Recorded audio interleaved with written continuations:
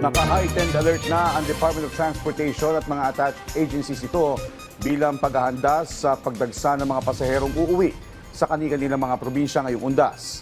Ayon kay DOTR Assistant Secretary Maricar Bautista, layo nito matiyak ang maayos at ligtas na pagbiyahe ng mga Pilipino sa iba't ibang probinsya. Naka-heightened alert na rin ang MRT, LRT para sa komportableng biyahe ng mga pasahero. Naka-full alert na rin ang mga paliparan, pantalan, bus terminals at expressways hanggang sa Linggo. Ang Department of Transportation po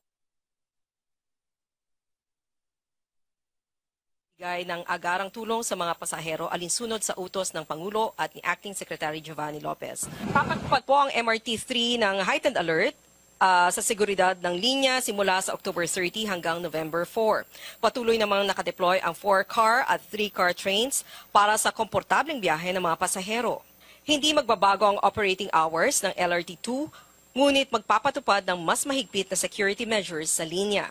Kung kailangan ay magdadagdag ng mga teller sa mga istasyon dahil sa inaasahang dagsa ng mga pasahero para pumunta sa mga sementeryo sa iba't ibang lugar sa Metro Manila. Naka-heightened alert na rin ang Light Rail Manila Corporation, ang private operator ng LRT1. Maghahanda ng mga kagamitan sa mga istasyon para sa anumang untoward incident gaya ng medical emergency.